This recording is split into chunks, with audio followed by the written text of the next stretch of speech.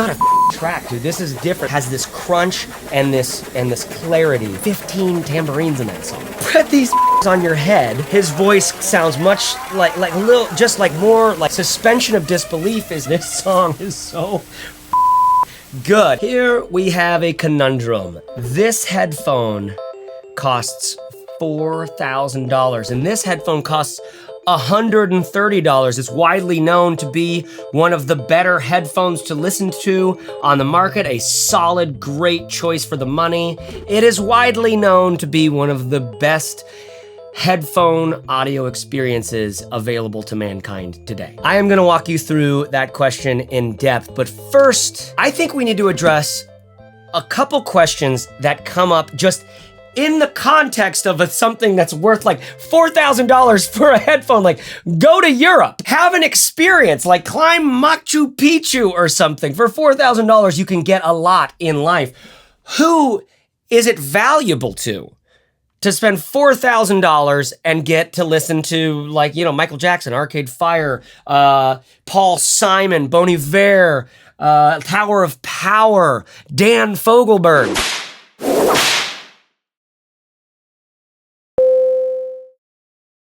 $4,000 for a listening experience by yourself, right?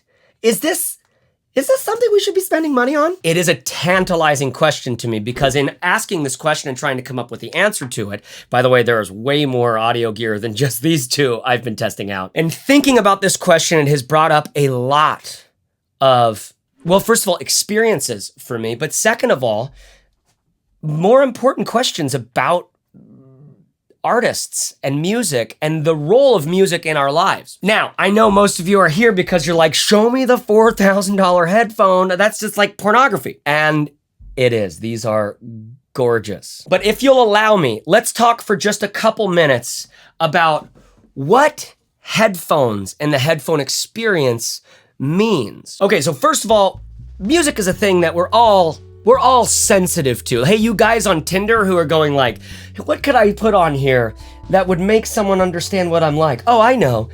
I like music. Oh, did you hear that, Tabitha? Cynthia, Sue, check this out. This guy likes music. It's like, this doesn't count anymore. We all like music, Ted. Dude, if that's on your Tinder profile right now, go change it. Tell me what kind of music you like. Tell me which artists you lose yourself to. Music is this thing that we all kind of have a sensitivity to, like cue scenes from the rave in The Matrix, right? The underground, like Zion rave, drums. Music is a language that we kind of all have. It's like an app we all already have installed on our system. So we're sensitive to it because it communicates certain things. If someone's playing music really gently and like we kind of lean in, if it sounds good, it feels like it's honest and it's true and it sounds good. If it's big and it's raucous, we're just like, fuck yeah, this is amazing. We resonate with, right? We resonate with what the music's doing. There's a chance that it can get us going. Okay, so first of all, just this is something that we all have, whether or not we spend a lot of time listening critically to music. I mean,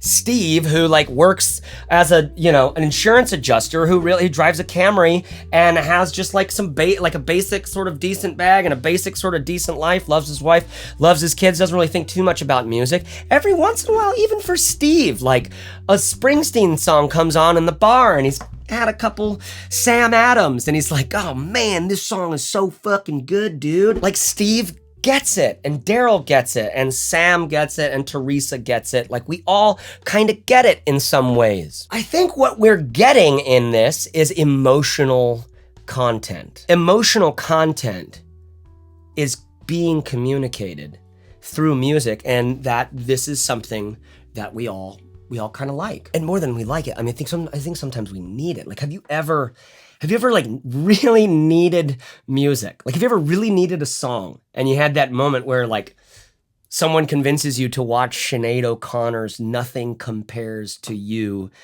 music video, and you sit there and you watch the fucking song. Like, you watch the video and you watch the song and it gets you. And if you have watched that video, know what I'm talking about. It gets you. It won't get you at all the times and in all places. If you're hanging out with a bunch of your bros and you're like, hey guys, check out this awesome song, it's not gonna go very well putting that song on. It's one of those songs that's best, served up by yourself when you need it. Now I'm almost done here. Just sit with me for another minute here. I remember there was this YouTube channel called La Blogotheque or La Blogotheque, which is a French something. Just they're super cool, but they were at this music festival in Germany, and what they were doing is they were sort of like kidnapping someone, just asking them permission first to kidnap them, and then they put them in a blindfold and they don't allow them to know where they're going, but they walk them into a secret sort of location. And when they get there, they ask them to take off their mask, and what's happened is an artist, just one lone artist, is sitting in the chair across from them. And this person who's been kidnapped is going to listen to this artist play just them a song. The one I watched was Bon Ivor or Bon Ivor or Bahagan Ivor singing a song, or Justin Vernon. He's so silly. He's like, hey, I'm Justin. I'd like to sing a song for you. Hey, I'm Justin.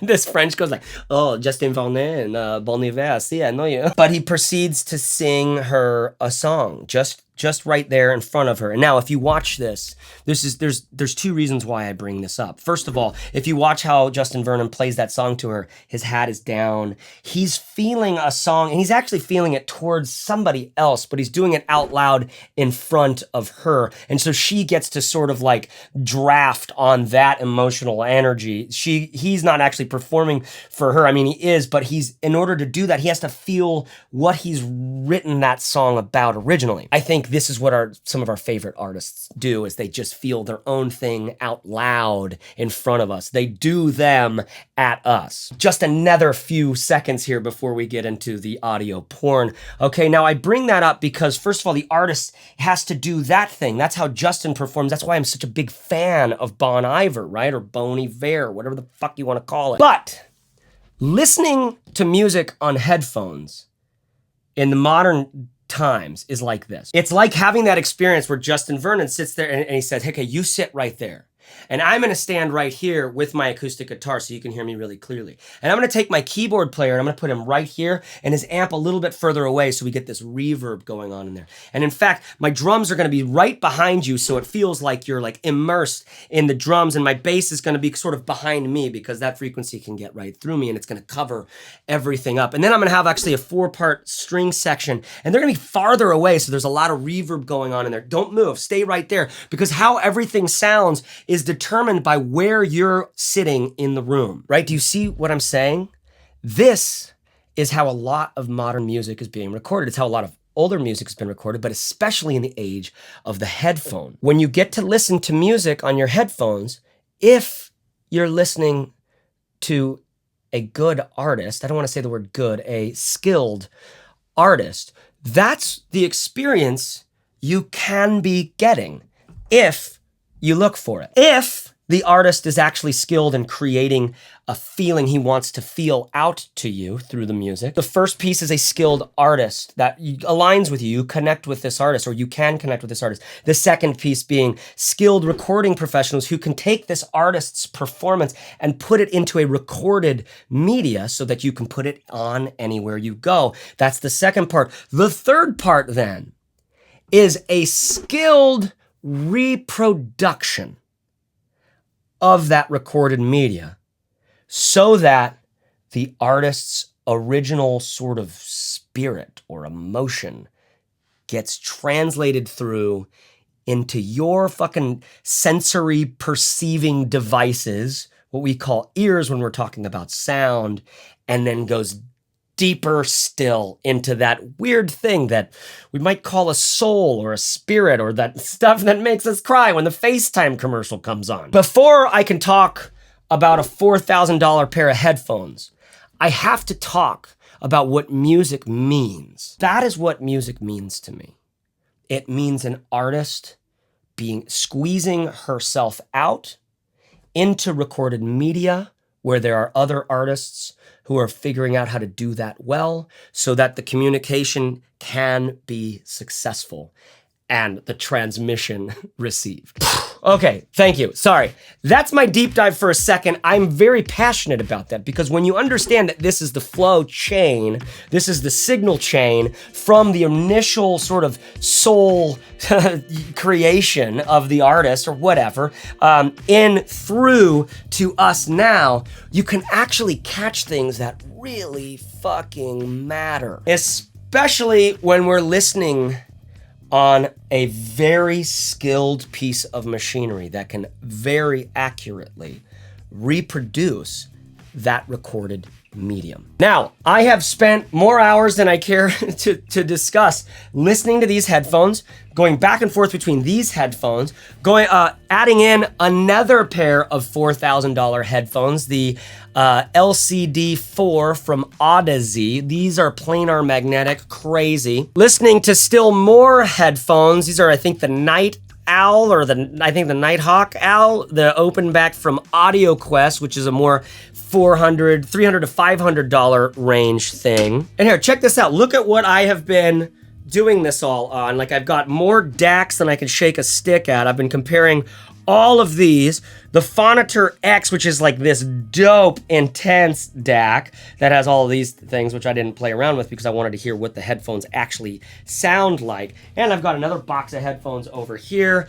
It's been ridiculous. Suffice it to say that as I get into reviewing a $4,000 headphone, I'm taking it extremely seriously, and I'm able to because of the partners that I'm working with in this. They're able to send me all this delicious stuff, which forces me into a position, and this is critical, forces me into a position where I know for a fact that I am the weakest link in this system. Okay, the audio I've all been testing on has been from true musicians that I really love in formats like FLAC, getting the best possible signal or like the actual audio track that I could possibly get, and that's going through the best possible DAC and then into the best possible headphone amp to get an experience that's like, all right, is this worth it? So to me, in the context of being a musician and understanding what the transmission is and the original, like the artist, and coming all through the signal chain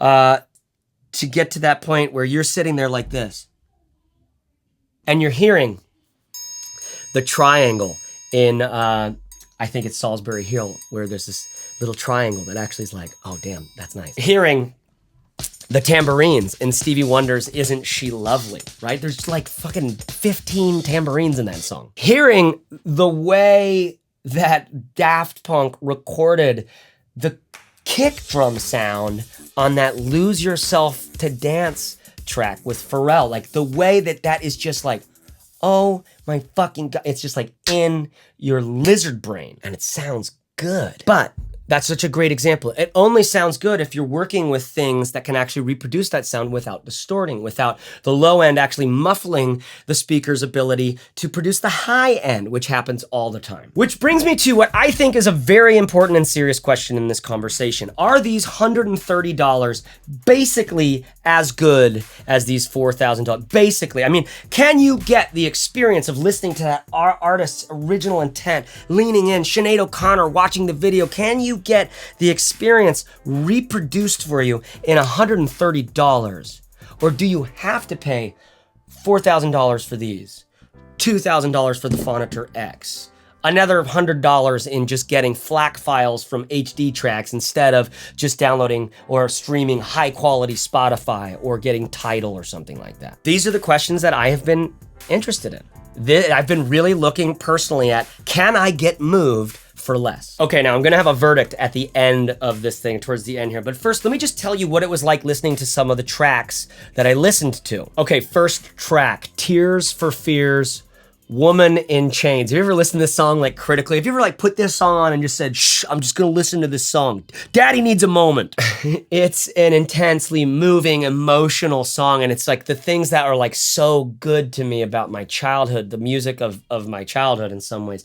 But how does the sound quality get reproduced between these? Here's what you'll notice. What you'll notice is, first of all, on these, it sounds really good. It does. It does sound good. There's this satisfying kick thud in the kick drum. There is these little triangles up top that really shine through. Her voice, there's a woman singer on this track, and her voice just rips through the mix and soars. It's so beautiful. And when you compare it to this, it's like you were in a 2D world and it goes a little more 3D. Not all the way, but definitely a little more. It's almost like you can hear things separating, pulling apart, and you can feel the texture of them more. The way that the breathy voice, the crunch up there in like the 5K hertz is so present, but so is that kick drum, that thud, thud, thud. It sounds so good. Especially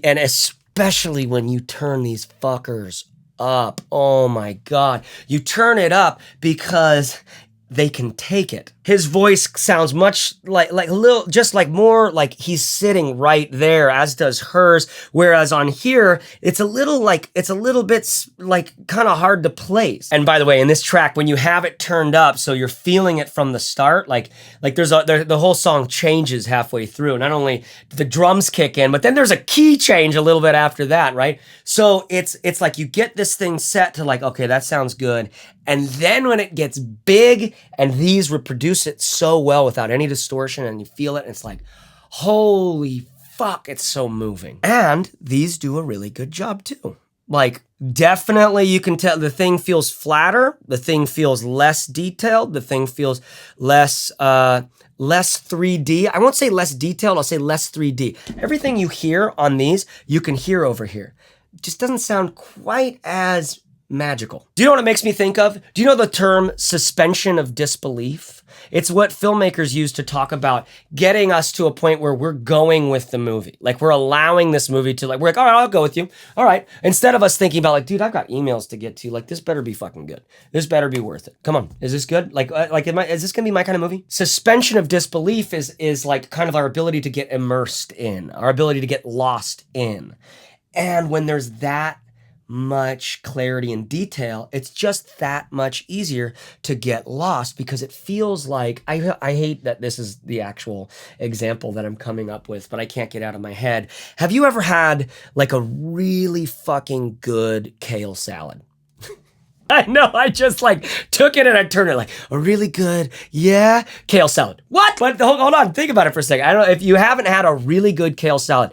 Chickpeas, maybe some roasted cauliflower in there. The kale's been massaged so it's not too bitter. It's not too stiff and hard. There's a lot of texture, maybe some pine nuts, a delicious tahini dressing. It's in a wood bowl that just looks like, fuck, this is dope. This is like country living. The amount of texture that your mouth, you sense in that is 3D. It's like there's so many things. The weird sort of chalk soft crunch of the chickpea, the really crisp and almost like, but like still kind of chewy kale stuff, the softness, sort of like almost sauciness of the cauliflower that's been roasted and it's soft. The brightness of the tahini that sort of cuts through, like that lemony deliciousness with the spice of the garlic as well. Talking about taste and flavor actually is a good analog for sound. This produces a salad that you're like, fuck, that salad is so good. On songs that are like salads and on songs that are like ribeye steaks, it's like, dude, the crunch of that fat. Okay, I'm getting long-winded. I'm gonna focus on going on to the next song. But first, I do wanna say, I also compared both of these to these, which I believe are the Night Hawks. They're the open back from AudioQuest. Like I said, about $300 to $500 depending on when you're buying them. Very, very polarizing in the audio world.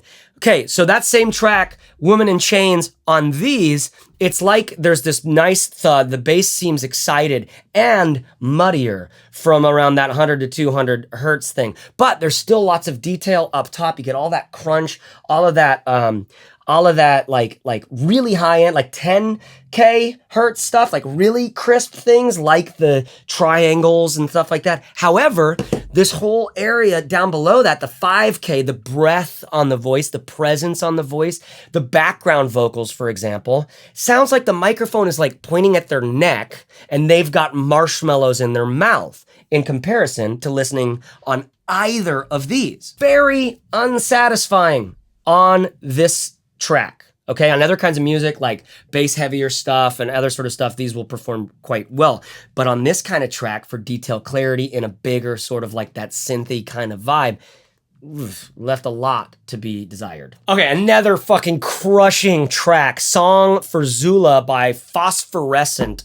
This song is so fucking good. And comparing these two, right? On this, it sounds amazing. It's like you can hear the artist. It's so good. On this, it's like a little more amazing. The snare drum stands out really clear. That sort of clear, high, upper end frequencies that I think is around the 2,000 to 5,000 hertz has this crunch and this clarity that definitely stands out a bit from this, even though there's a lot of clarity over here. Over here, the voice sounds a little more separate, distinct, right? And the instruments sound a little more separated, and you can literally go around and hear what is where in the mix. Again, like that experience of like Bon Iver, Justin Vernon saying, hey, you sit here, I'm gonna place this shit all around you, okay? And don't move because everything's in the right spot. Okay, let's switch it up. Kanye West, his new album, which has the fucking best title of the album that I've ever heard in my life. You know what it is, right? You've heard this already? I couldn't believe it when I heard it from a friend first. The title of the album is I Hate Being Bipolar, It's Awesome. Well, I think the album is actually called Yay, but on the cover, he's written, I hate being bipolar, it's awesome. Okay, and there's a track on there called All Mine, all right? It was my first time listening to this, and I listened to it a bunch of times back and forth on these headphones. I started with this one, okay. And it was clear even from the start. I mean, so it's a bass heavy track. You got just it's vocals, bass, like kick and snare, and then like some synthesizer. Very simple track. And it's felt like, even for the first time listening to it on these, it felt like there was like a blanket laid over the speakers. There was something in the keyboard that just was lacking, wasn't being produced. I think it's that scoop that happens in these around 2 to 5K, or maybe even a little higher, where it just felt like my ears needed more there. I needed more crunch. I needed more breath. I needed more this, that, and the other. But it had solid bass, solid snare, and it was like, okay, I'm into it. I can feel the groove of this. And then I switched over to the Utopias, and I shit you not, it was like, it didn't even sound that much richer. It was just barely richer. Barely. That keyboard sound that felt like it was lacking, like there was a blanket laid over it. And that little shift made all the difference to my ears. It was like, oh, dude, this is a good song. This is not a good song, but this is a rich experience. I am full. This was one of the most interesting things in listening to these, because I swear to God, I went back and forth between those two headphones. I was like, what's different in the keyboard specifically, in the sound of that synth? What's different? And it was just barely different, and it was just enough for my sort of sensory input to go like, yeah, dude, it's just a little bit lacking, that keyboard sound over there, and that makes all the difference here. And then switching over to these, the keyboard sounded full and rich the way it needed to be. The bass and the snare all sounded good. You do hear sibilance, all right? This is something that happens when somebody's microphone starts to create this sort of sound, and you like, because of the way that speakers reproduce those frequencies, because the way the microphones hear them, right?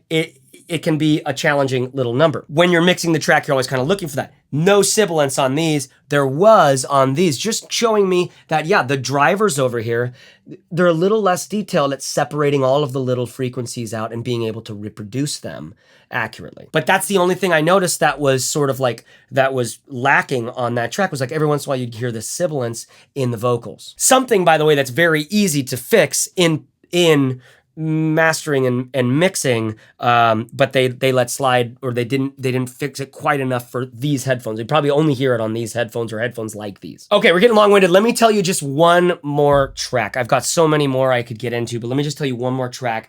Punch Brothers, My Oh My. Are you familiar with the band Punch Brothers? You know Nickel Creek back in the day? Chris Thile, this like fucking wizard of the mandolin and the voice and of just music in general, creates this band. There's like a documentary about him, gets all of these badass guys, and they're just committed together for the music, even though there's this wild, like crazy man, Chris Thile, who's like clearly dealing with his own issues.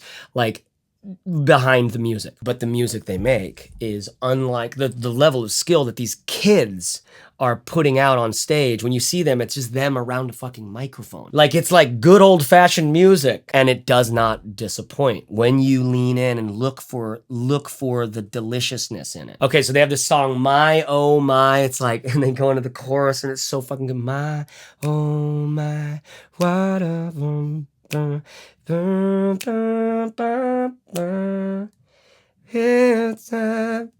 it's so moving. It's such a good track. It's not a fucking track, dude. This is different. Like, Kanye makes tracks.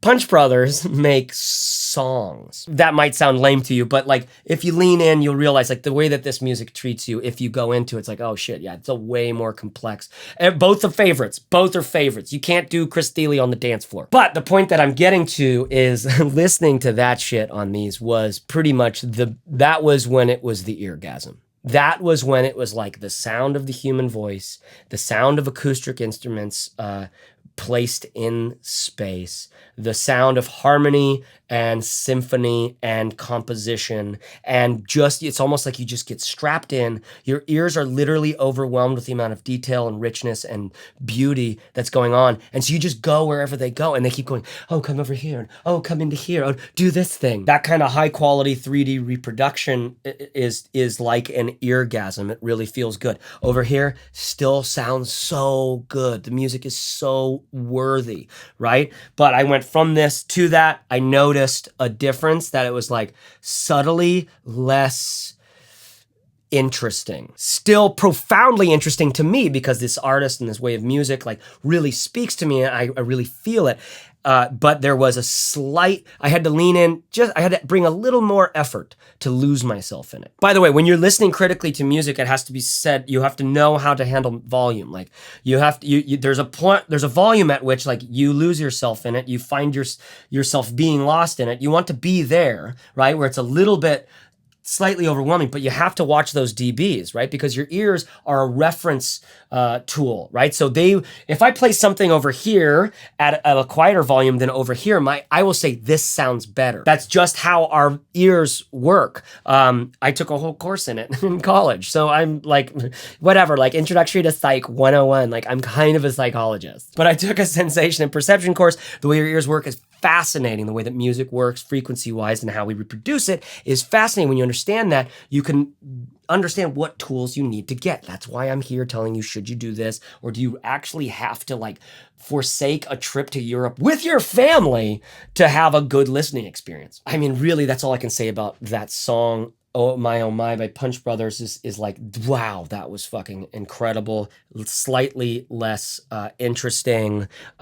Sounds like there was a wet blanket put over everything. Okay, by the way, you can just start listening to music like this. It's really helpful to do it when you're listening for the difference between a couple headphones, especially when you have an experience with like a badass headphone that you know is supposed to be good. All right, how good is this? And you compare it to what you've got or back home or whatever. But comparing and listening to headphones through a decent DAC, like one of my favorites, which I'll put a link to below, is this Dragonfly Red. It's like $99, right? It just plugs into a USB thing right here, and all you have is a headphone bit on. I'll put a link to this below.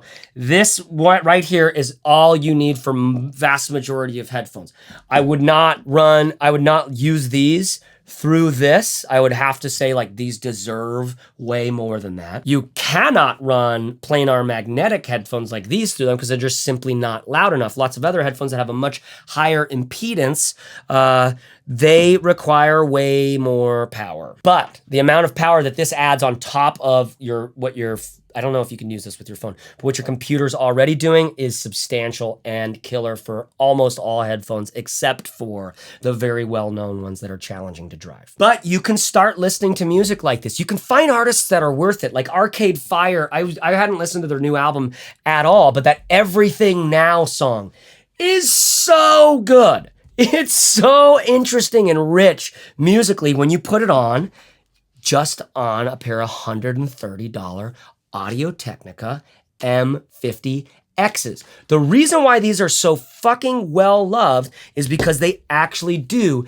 a solid job of reproducing the frequencies that are in the music, of getting some distinction and separation between where things are in sort of stereo space, of being able to produce both a rugged, deep kick drum thud, as well as the growl or the rumble of the bass that's hitting a long sustained note, whilst also hitting the click of a snare, like the hit of the snare in that 2000 hertz thing, and the clickety click of the guitar picks on the acoustic guitar strings up in that 10,000 hertz range, right? Where it's like clickety clickety click. When you have a headphone that can just do a solid job of reproducing all of those, there isn't a bunch of bass excited being added to the thing. There isn't a scoop in some places that feel like there needs to be presence, like some of these others. If you can just get a solid reproduction where things aren't too out of whack one way or the other,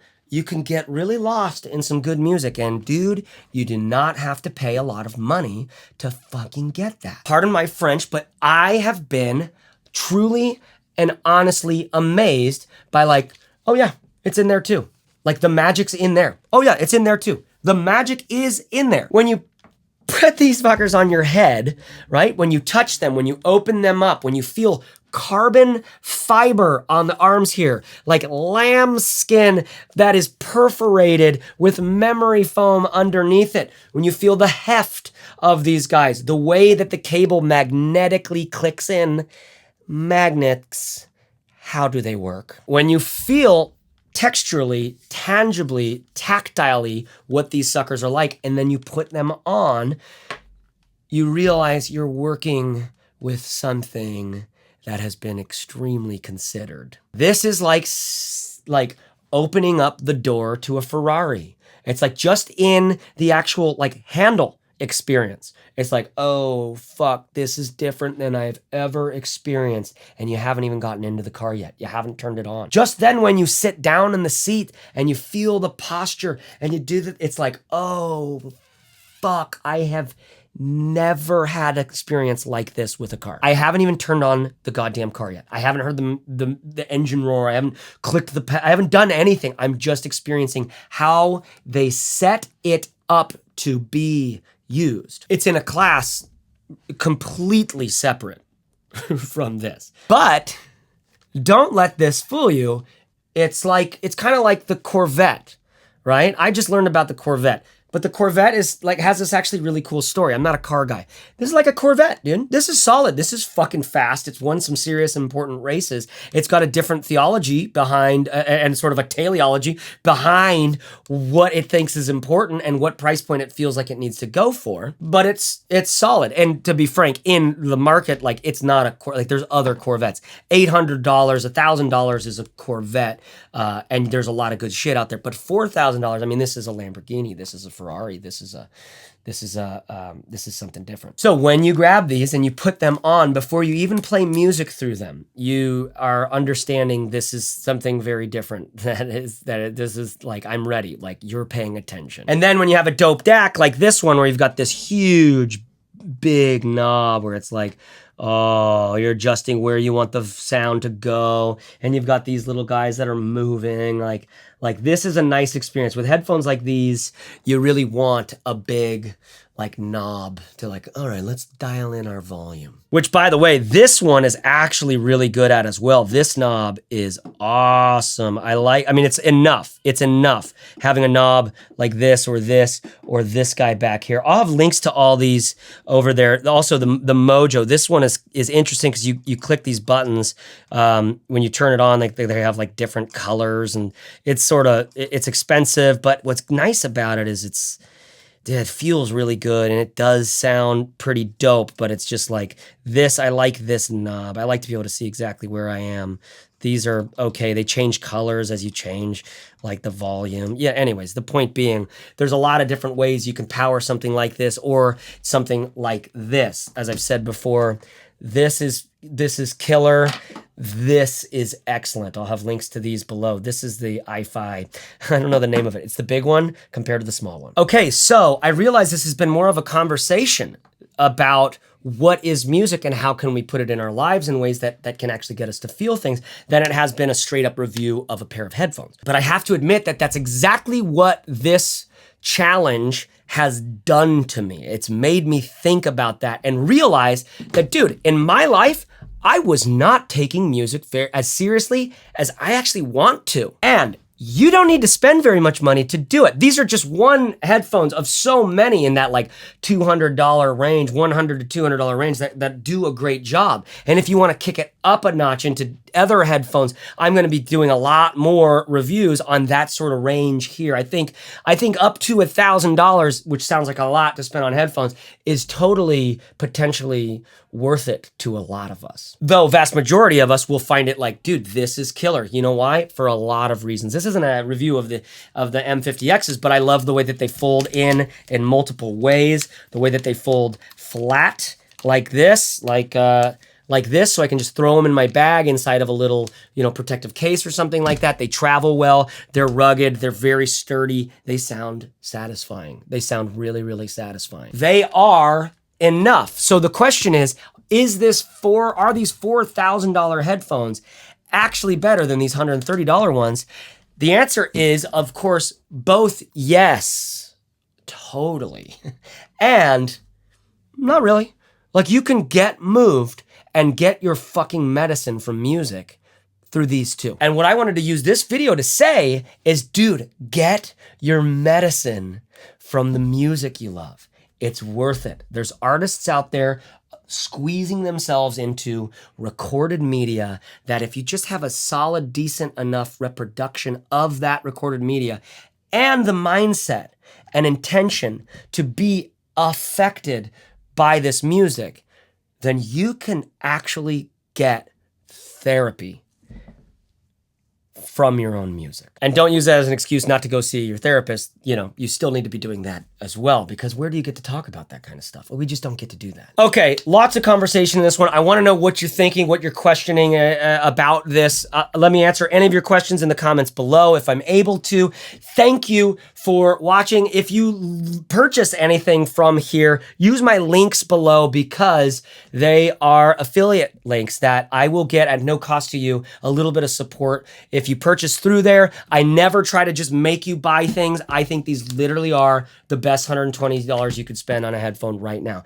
I think these, after comparing them to other $4,000 headphones, so far in my experience, this is the best $4,000 headphone experience you can get. This is the best headphone experience you can get. I know there's a lot out there even beyond this. I remember it's like there's I think Sennheiser has these like $50,000 headphones, comes with this massive thing. It's crazy. But dude, across the headphone community, a lot of people I respect and admire in the audio world are like, yeah, I still have yet to have an experience that significantly tops the clarity, the detail, the richness, the utter like, oh, this is what this song is-ness of these headphones. But all of this was a way of getting us to start talking about the fact that it's not the fucking headphones, you guys. It's our artists, our recording engineers. It's the fact that we get to sit in a perfectly orchestrated center where they've put everything where they feel like it needs to be for us, because headphones are intimate. It is an intimate experience with just you and Justin Vernon as he feels this thing that that has compelled him to write this song in front of you, out loud. He's feeling it at you, and it's just you. It's not in an arena or some venue where there's a lot of other people and you've got your beer and you're like, this is great. Oh yeah, this is awesome. It's not in a living room show with David Bazan where you're only with like 20 other people and you're like, wow, this is awesome. It is just you and Sinead O'Connor quietly crying as she sings, "Nothing compares to you." And this is why I have so thoroughly enjoyed getting into listening to high quality headphone spaces, because when I'm the weakest link, it forced me to start listening to music differently. And now I know how to do it no matter what I'm listening on. But it has to have enough of the detail and the clarity and the richness there for you to actually get duped. It has to be loud enough, it has to be good enough for you to actually lose yourself into it, okay? So watch for that, because a lot of headphones out there, just don't have, they're accentuating the bass, or they don't have enough of the presence and the stuff that like really feels like that singer's breath is right there with you. Okay, I've been Chase Wardman-Reeves. Thank you so much for watching this. Any of you who have, like, I don't know, this is a very passionate conversation for me. Use the links below. Headphones.com, by the way, who has been the one sending me all this shit, they're just geeks. And they're like, dude, we want you to make videos on this stuff because we want to know what you're gonna say about it. They have like 365-day return policy. A 365-day return policy at the time of making this video. So, dude, that's incredible. They want you to be able to try stuff out and experience it, because a lot of this shit has to be experienced. It's not a marketing sheet. It's not a spec sheet that's gonna convince you of it. It's like, oh yeah, look at that. That's a good headphone. No, you'll have to put them on and crank up Peter Gabriel's Sky Blue. You have to put them on and crank up Becca Stevens' Venus song and crank it and listen and go, oh, fuck me. So I always recommend buying from those guys. I'm not paid to do that. I am not paid to review any of this stuff. I will get compensated if you buy things through my links. Don't do it if that bugs you. This is, I use it as an excuse to like actually do this for a living. Tell you the truth, because dude, your money is your dollar. First of all, your dollar is your vote, matters what you spend money on. But second of all, we don't all have very much money, do we? And yet there's experiences that can really make you feel like a wealthy person. This can make you feel like a fucking baller. When you know what it's for, it is for communing with an artist and feeling their feeler feel something at you. In receiving that, we start to feel our own feeler and know how to kind of maybe get a little bit of medicine about like, hey man, what should I do in my life? Like, how's my career going? How's my relationship with my boss going? Dude, this is the world we fucking live in. And sometimes the products that we purchase can make us better at that. And a lot of the times they can make us worse at it. It's just consumerism, you know, it's just materialism. But sometimes it's like we're accessing valuable things that help us get to a space that nourishes us. Of course, the real medicine is ayahuasca with a badass shaman, or peyote in a sweat lodge, or mushrooms in a vision quest, right? Read Michael Pollan's latest book on psychedelics and think about spiritual practice, because that's another part of it as well. But this is like the poor man's LSD. I know that's a stretch. I know it's a stretch, but we're accessing a little bit of the same kind of medicine stuff, where it's like we get to say, hey, who the fuck am I? And what am I here for, right? Now I'm going off the rails, so I'm gonna stop it there. Thank you so much for watching. Bye-bye. Bagworks.co, JaceReeves.net. Those are the websites. I guess those are the websites. Yeah, I He's guess wanting so. us to, I guess, go check out what he's up to or something like that. Yeah, looks nice.